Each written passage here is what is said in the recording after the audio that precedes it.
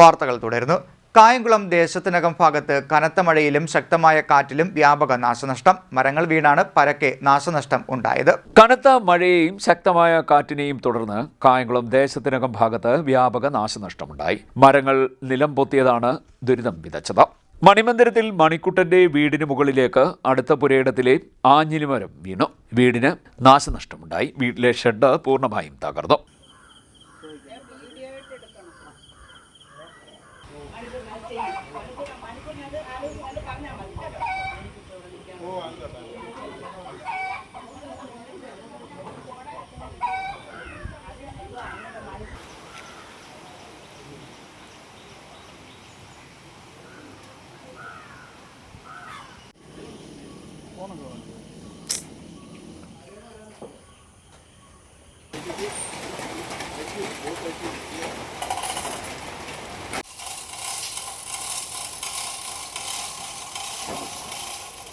കഴിഞ്ഞ ദിവസം ദേശത്തിനകത്തെ പൂക്കുഞ്ഞിന്റെ വീട്ടിലേക്ക് സമീപത്തെ പുരയിടത്തിലെ ആഞ്ഞിലിമരം വീണിരുന്നു. വീടിന് നാശനഷ്ടമുണ്ടായി.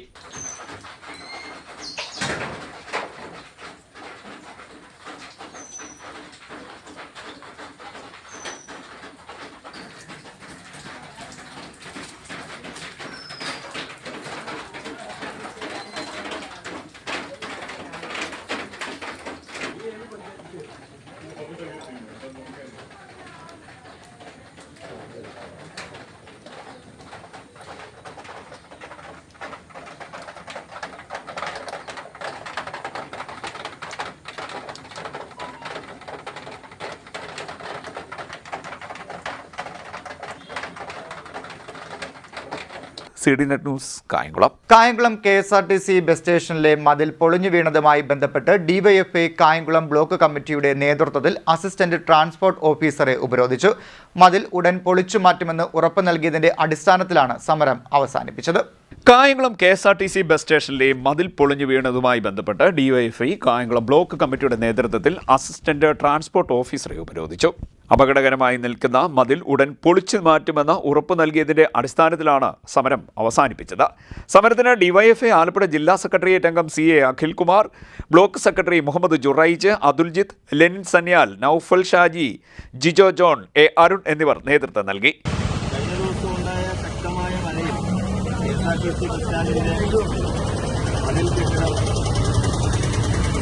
നമ്മുടെ ശ്രദ്ധയിൽപ്പെടുകയും അടിയന്തരമായി പരിഹരിക്കണമെന്ന് ആവശ്യപ്പെട്ടുകൊണ്ട് സ്റ്റേഷൻ മാസ്റ്ററെയും അസിസ്റ്റന്റ് ട്രാൻസ്പോർട്ട് ഓഫീസറെയും DYFI ബ്ലോക്ക് കമ്മിറ്റി എന്ന രൂപത്തിൽ നേരിട്ട് കാണുകയും അതിനുവേണ്ട പരിഹാരം അടിയന്തരമായി തന്നെ ഉണ്ടാകണമെന്ന് ആവശ്യപ്പെട്ടുകൊണ്ട് സംസാരിക്കുകയാണ്.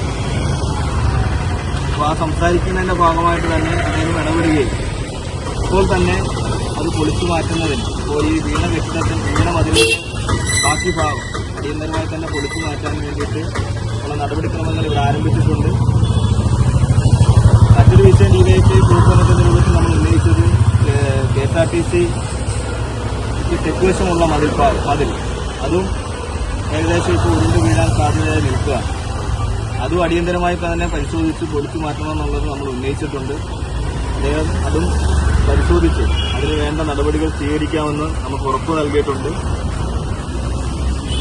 DYFI കായംകുളം ബ്ലോക്ക് കമ്മിറ്റി എന്ന രൂപത്തിൽ ഇപ്പോൾ നമ്മൾ നടത്തിയ സമരത്തിൽ പരിഹാരം ഉണ്ടായതായിട്ടാണ് നമുക്കിപ്പോൾ മനസ്സിലാക്കാൻ സാധിച്ചിട്ടുള്ളത്. വലിയ തരത്തിൽ വലിയ അപകടമായിരുന്നു സംഭവിക്കേണ്ടിയിരുന്നത്. രാത്രി ആയതുകൊണ്ട് ഇവിടെ കച്ചവടക്കാരും വഴിയാത്രക്കാരും ഉൾപ്പെടെയുള്ളവർ പോകുന്നതും അല്ലെങ്കിൽ അവരുടെ ഉപജീവന മാർഗത്തിന് വേണ്ടി ഇരിക്കുന്നതുമായിട്ടുള്ളൊരു സ്ഥലമാണ്.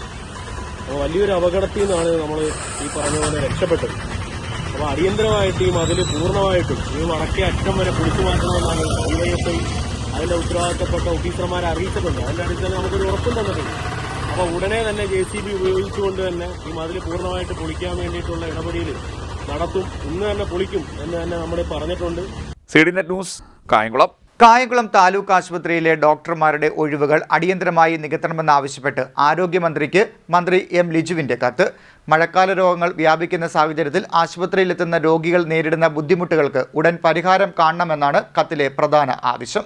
കായംകുളം താലൂക്ക് ആശുപത്രിയിൽ നിലവിലുള്ള ഡോക്ടർമാരുടെയും അനുബന്ധ ജീവനക്കാരുടെയും ഒഴിവുകൾ അടിയന്തരമായി നികത്തണമെന്ന് ആവശ്യപ്പെട്ടുകൊണ്ടാണ് സഹകരണ എക്സൈസ് വകുപ്പ് മന്ത്രിയും കായംകുളം MLAയുമായ എം ലിജു ആരോഗ്യമന്ത്രി കെ മുരളീധരന് കത്ത് നൽകിയത്. മഴക്കാല രോഗങ്ങൾ വ്യാപിക്കുന്ന സാഹചര്യത്തിൽ ആശുപത്രിയിലെത്തുന്ന രോഗികൾ നേരിടുന്ന ബുദ്ധിമുട്ടുകൾക്ക് ഉടൻ പരിഹാരം കാണണമെന്നും കത്തിൽ പ്രധാന ആവശ്യമായി ഉന്നയിച്ചിട്ടുണ്ട്. അത്യാഹിത വിഭാഗത്തിലടക്കം മതിയായ സേവനം ലഭ്യമാകാത്തത് വലിയ പ്രതിസന്ധിയാണ് സൃഷ്ടിക്കുന്നതെന്ന് മന്ത്രി പറഞ്ഞു. വിഷയത്തിൽ ആരോഗ്യമന്ത്രിയോട് അദ്ദേഹം നേരിട്ടും ഇക്കാര്യം പറഞ്ഞിട്ടുണ്ട്. ഏറ്റവും മികച്ച ആരോഗ്യ സംവിധാനം ഉണ്ടാക്കണമെങ്കിൽ ഡോക്ടർമാരുടെ എണ്ണം വർദ്ധിപ്പിക്കണം. ഞാൻ ഹരിപ്പാടിന്റെ അനുമതിയോടുകൂടി തന്നെ കായംകുളത്തിന്റെ ചില ആവശ്യങ്ങൾ കൂടി നമ്മുടെ ആരോഗ്യമന്ത്രിയോട് പറയുകയാണ്. കാരണം അത്രയ്ക്ക് തന്നിരിക്കുകയാണ്. കായംകുളത്ത് താലൂക്ക് ആശുപത്രിയെ സംബന്ധിച്ച് ഇപ്പൊ നമ്മള് ബജറ്റിൽ അവിടെ ഒരു നഴ്സിംഗ് കോളേജ് തുടങ്ങണം, ഒരു മെഡിക്കൽ കോളേജ് നമ്മൾ ഇവിടെ തുടങ്ങുമ്പോൾ ഒരു നഴ്സിംഗ് കോളേജ് ഇവിടെ തുടങ്ങണം എന്നൊരു കാര്യം ഞാൻ മുന്നോട്ട് വെച്ച് ബജറ്റ് പ്രസംഗത്തിൽ സൂചിപ്പിച്ചിരുന്നു. കായംകുളം താലൂക്ക് ആശുപത്രിയിൽ നിലവിലെ 127 തസ്തികകളാണുള്ളത്. അവിടെ പുതിയ കെട്ടിടം പണി നടന്നുകൊണ്ടിരിക്കുന്നു. 150 ഉണ്ട്. 127 കൂടെ ഇനി വരണം. പക്ഷെ അതിനു മുമ്പ് തന്നെ കഴിഞ്ഞ ഗവൺമെന്റിന്റെ സമയത്ത് തന്നെ കോവിഡ് വന്ന സമയത്ത് അവിടെ ഫെസിലിറ്റീസ് ഉണ്ടെങ്കിലും 50 ബെഡിന്റെ സൗകര്യം അവിടെ ഉണ്ട്.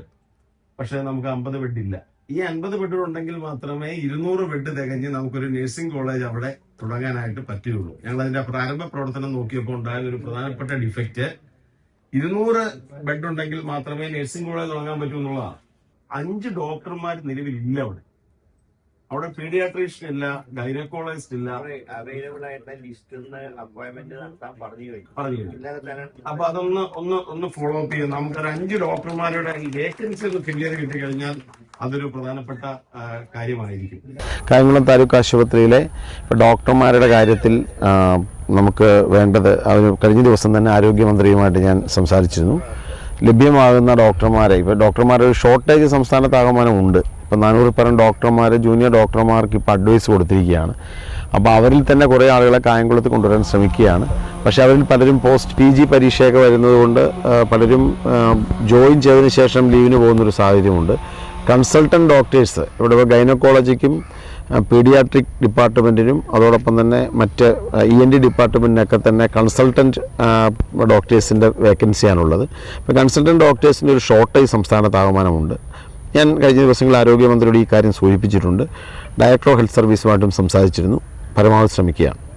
താലൂക്ക് ആശുപത്രിയിൽ 5 ഡോക്ടർമാരുടെ ഒഴിവുകളാണ് നിലവിലുള്ളത്. അത്യാഹിത വിഭാഗത്തിൽ മെഡിക്കൽ ഓഫീസറുടെ 2 ഒഴിവുകൾ, consultant psychologist, consultant paediatrician, consultant ENT എന്നിവയാണ് മറ്റ് ഒഴിവുകൾ.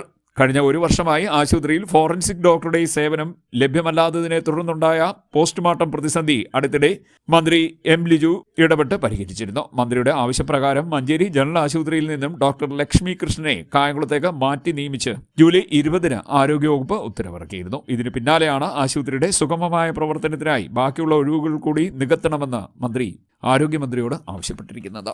CDNet news Kayamkulam. CPM ജില്ലാ സെക്രട്ടറി, സംസ്ഥാന കമ്മിറ്റി അംഗം, നിയമസഭാ സാമാജികൻ, KSKTU സംസ്ഥാന വൈസ് പ്രസിഡന്റ്, സഹകാരി എന്നീ നിലകളിൽ പ്രവർത്തിച്ച വി കേശവന്റെ 22ാം ചരമവാർഷികാചരണത്തിന്റെ ഭാഗമായി പുഷ്പാർച്ചന സംഘടിപ്പിച്ചു. 100 കണക്കിന് പ്രവർത്തകർ പങ്കെടുത്തു. CPM ജില്ലാ സെക്രട്ടറി, സംസ്ഥാന കമ്മിറ്റി അംഗം, നിയമസഭാ സാമാജികൻ, KSKTU സംസ്ഥാന വൈസ് പ്രസിഡന്റ്, സഹകാരി എന്നീ നിലകളിൽ പ്രവർത്തിച്ച വി കേശവന്റെ 22ാം ചരമവാർഷിക ദിനാചരണത്തിന്റെ ഭാഗമായി പുഷ്പാർച്ചന സംഘടിപ്പിച്ചു.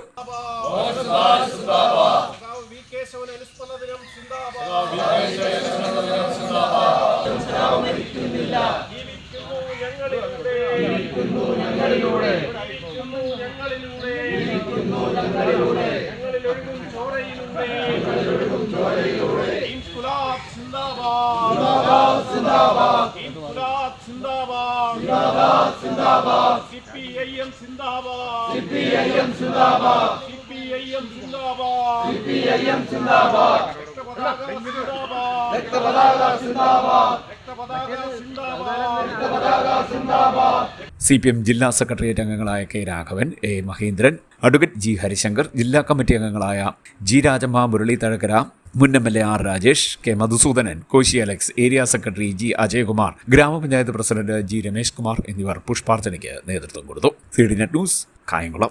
ജനപ്രതിനിധിയും അധ്യാപകനും സാമൂഹ്യ പ്രവർത്തകനുമായിരുന്ന CK ഉണ്ണിത്താന്റെ അനുശോചന യോഗം നടത്തി. പൂർവ്വ വിദ്യാർത്ഥി കൂട്ടായ്മയുടെ നേതൃത്വത്തിൽ കായംകുളം ടൗൺ ഗവൺമെന്റ് UPSലായിരുന്നു യോഗം നടത്തിയത്.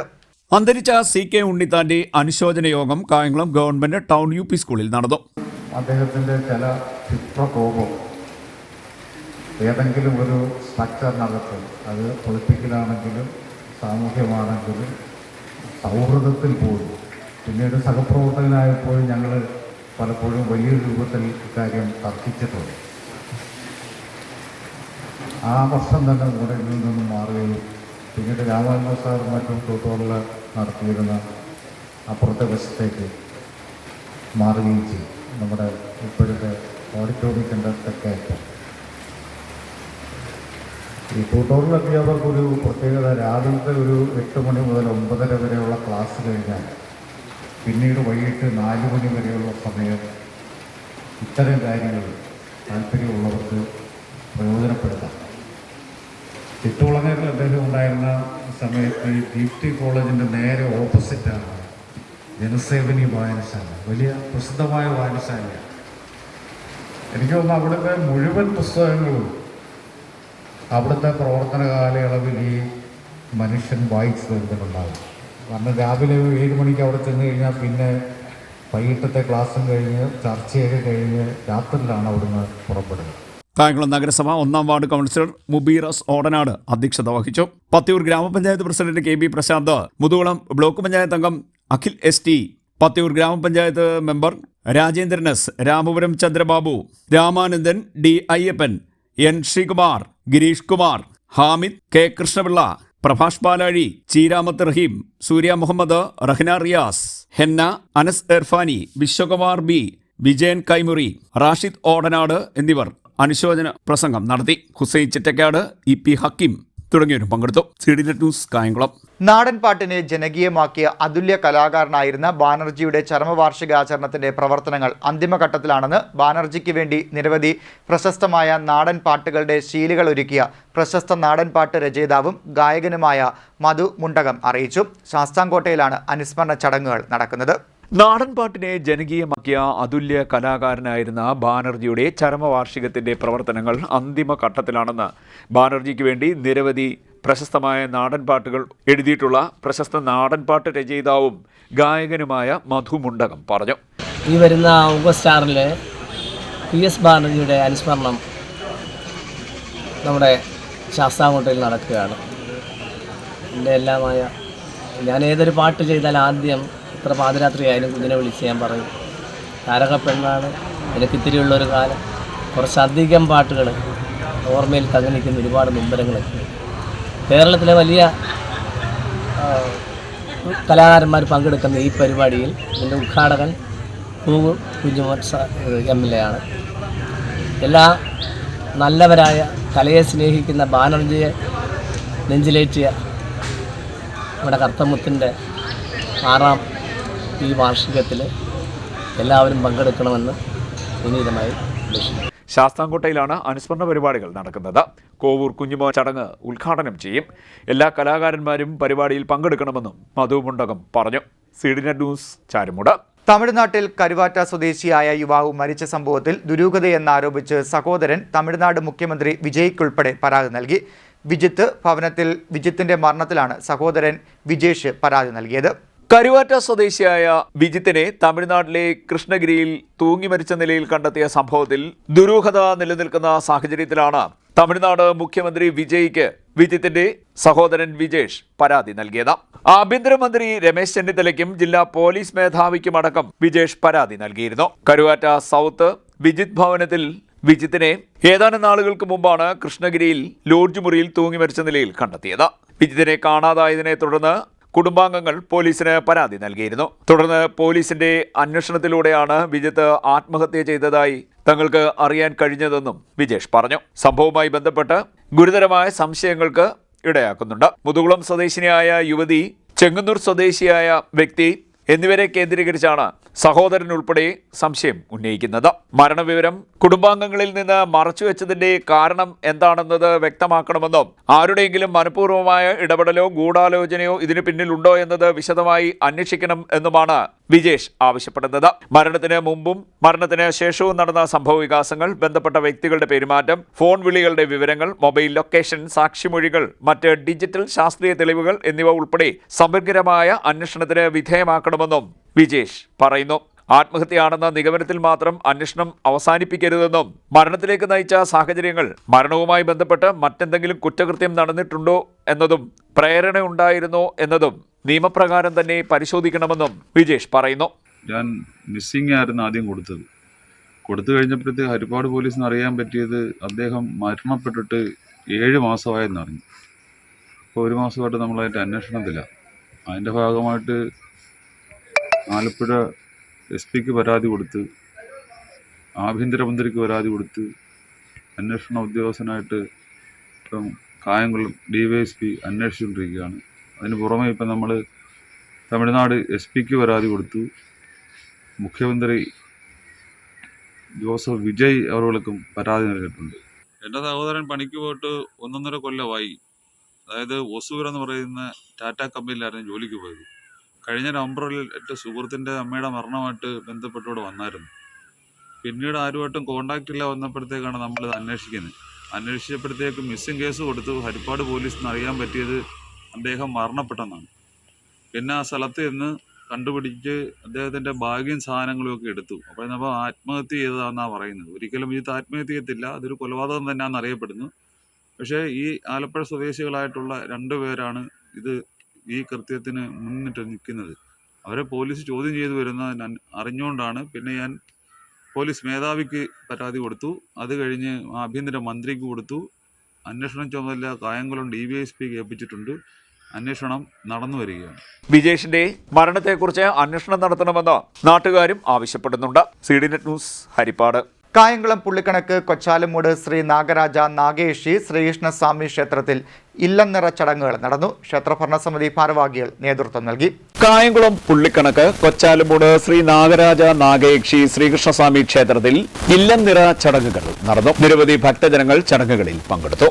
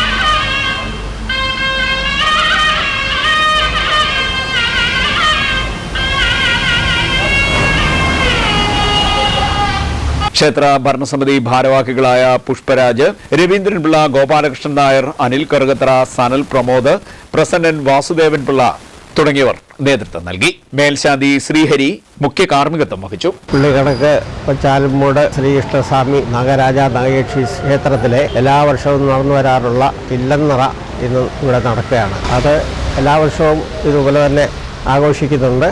നമ്മളെല്ലാ വർഷവും നടത്തി വരുന്ന നിറപുത്തരി ചടങ്ങാണ് ഇന്ന് നടന്നത്. ഇത് കർക്കിടക മാസത്തിലെ പഴമക്കാർ പറയുന്ന പോലെ പട്ടിണിയും ദാരിദ്ര്യവുമുള്ള മാസമാണ് കർക്കിടകം എന്ന് പറയുന്നത്. അതിന് ഭഗവാനിന് അത് മാറ്റി പൂർണ്ണ സമൃദ്ധി ഉണ്ടാകാൻ വേണ്ടിയാണ് നമ്മൾ ഈ നിറപുത്തരി എന്ന് പറയുന്ന ചടങ്ങ് നടത്തുന്നത്. എല്ലാ വർഷവും നമ്മൾ കർക്കിടകത്തിലാണ് ചെയ്തുകൊണ്ട് വരുന്നത്. ഈ പ്രാവശ്യം വളരെ ഭംഗിയായി മംഗളകരമായിട്ട് എല്ലാ കാര്യങ്ങളും ചെയ്തിട്ടുണ്ട്. CDNet news, Kayamkulam. ആഞ്ഞിലിപ്ര പുതുശ്ശേരി അമ്പലത്തിൽ നിറപുത്തരി ഭക്തി നിർഭരമായി നടന്നു. നിരവധി പേർ പങ്കെടുത്തു. ചെട്ടികുളങ്ങര ഭഗവതിയുടെ മൂലകുടുംബമായി അറിയപ്പെടുന്ന ആഞ്ഞിലിപ്ര പുതുശ്ശേരി അമ്പലത്തിൽ നിറപുത്തരി ഉത്സവം ഭക്തി നിർഭരമായി നടന്നു. ചെട്ടുകുളങ്ങര ഭഗവതിയുടെ മൂല കുടുംബസ്ഥാനമായ ആഞ്ഞിലിപ്ര പുതുശ്ശേരി അമ്പലത്തിൽ സമൃദ്ധിയുടെയും ഐശ്വര്യത്തിന്റെയും പ്രതീകമായ നിറപുത്തരിയുടെ ചടങ്ങുകൾ ഭക്തിസാന്ദ്രമായ അന്തരീക്ഷത്തിൽ നടന്നു. ക്ഷേത്ര മേൽശാന്തി തെക്കേടം ഹരിശ്ചന്ദ്രൻ നമ്പൂതിരിയുടെ മുഖ്യ കാർമ്മികത്വത്തിലാണ് ചടങ്ങുകൾ നടന്നത്.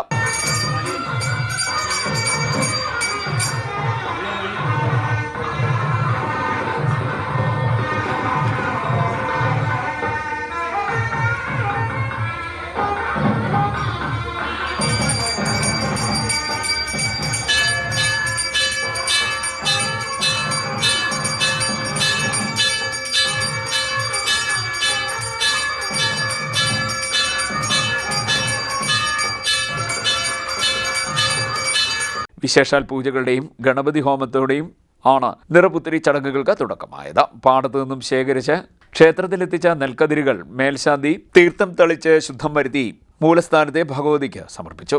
തുടർന്ന് വിശേഷാൽ ചടങ്ങുകൾ നടന്നു. പൂജിച്ച നെൽക്കതിരുകൾ ഭക്തജനങ്ങൾക്ക് നൽകി. CDNet news Kayamkulam. Kayamkulam Pullikanakku Gayatri senior secondary സ്കൂളിൽ കിഡ്സ് ആൻഡ് യൂത്ത് ഫെസ്റ്റ് ആരംഭിച്ചു. 5 വേദികളിലായിട്ടാണ് മത്സരങ്ങൾ നടക്കുന്നത്. കായംകുളം പുള്ളിക്കണക്ക് ഗായത്രി സീനിയർ സെക്കൻഡറി സ്കൂളിലെ കിഡ്സ് ആൻഡ് യൂത്ത് ഫെസ്റ്റിന് തുടക്കമായി.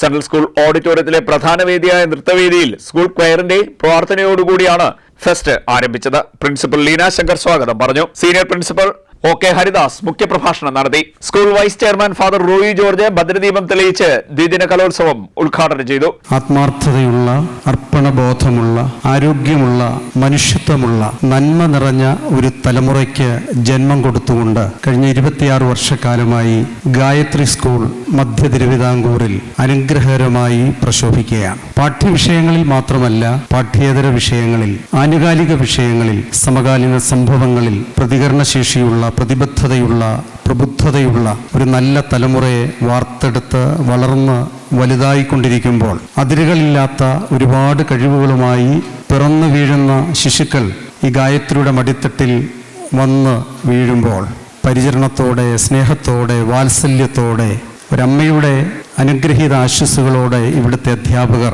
അവരെ പരിപാലിച്ച് വളർത്തി വലുതാക്കുകയാണ്. നമുക്കറിയാം, മനുഷ്യനെയും മനുഷ്യത്വത്തെയും തിരിച്ചറിയാൻ പഠനത്തോടൊപ്പം കല സഹായിക്കുന്നുവെങ്കിൽ ഈ പാഠ്യവിഷയങ്ങൾക്കപ്പുറം 2 പകലുകൾ കലയുടെ മഹത് വേദികളായി ഗായത്രി മാറുകയാണ്. School management committee chairman doctor P. Vinod, PTA president Rajinath എന്നിവർ സംസാരിച്ചു. ചീഫ് കോർഡിനേറ്റർ ആഷ്ന രാജൻ കൃതജ്ഞത പറഞ്ഞു. 5 വേദികളിലായി 4 കാറ്റഗറികളിൽ ഉൾപ്പെട്ട 600ഓളം വിദ്യാർത്ഥികൾ 60 ഇനങ്ങളിലായി കലോത്സവത്തിൽ മത്സരിക്കുന്നുണ്ട്. നേതൃപാഠവും സംഘടനാ മികവ്, സാംസ്കാരിക ഉന്നതി തുടങ്ങിയവ പഠനത്തോടൊപ്പം നൽകാൻ കലോത്സവ പങ്കാളിത്തം ഉപകരിക്കുന്നുണ്ടെന്ന് സ്കൂൾ ചെയർമാൻ C. ഷാജി പറഞ്ഞു. ആദ്യ ദിനം നൃത്തവേദിയിൽ കാറ്റഗറി 2, 3, 4 വിഭാഗങ്ങളിലെ പെൺകുട്ടികളുടെ ഭരതനാട്യം, മോഹിനിയാട്ടം, കാറ്റഗറി 4 കുച്ചിപ്പുടി എന്നിവയും കാറ്റഗറി 2 കിഡ്സിന്റെ ഫാൻസി ഡ്രസ് മത്സരവുമാണ് നടന്നത്.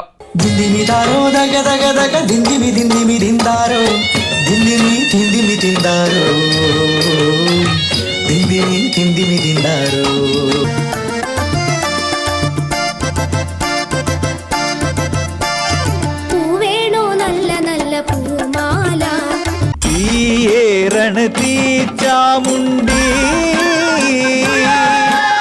മാമലയോളം തീക്കുള്ളിലേന്തി,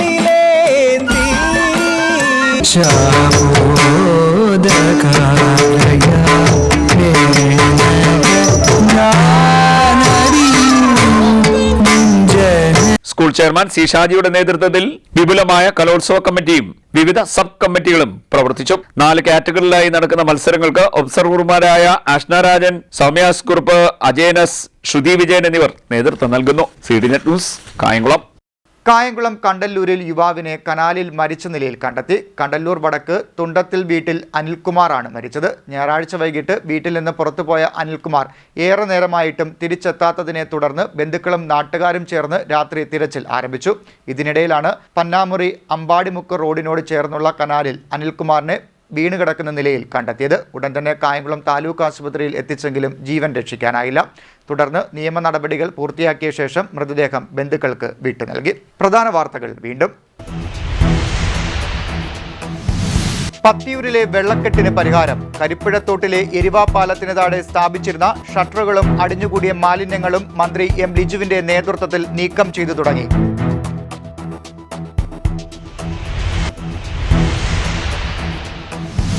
ജില്ലയിലെ വെള്ളപ്പൊക്കം ദുരിതം നേരിടുന്നതിനുള്ള പ്രവർത്തനങ്ങൾ ജില്ലാ പഞ്ചായത്തിന്റെ നേതൃത്വത്തിൽ ആരംഭിച്ചുവെന്ന് ആലപ്പുഴ ജില്ലാ panchayat president A Mahendran.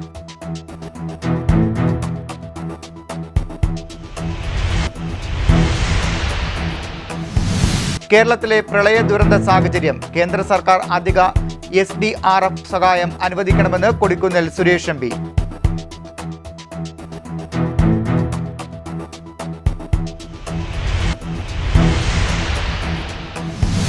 Kayamkulam KSRTC bus സ്റ്റേഷനിലെ മതിൽ പൊളിഞ്ഞു വീണ സംഭവം. അസിസ്റ്റന്റ് ട്രാൻസ്പോർട്ട് ഓഫീസറെ DYFI ഉപരോധിച്ചു.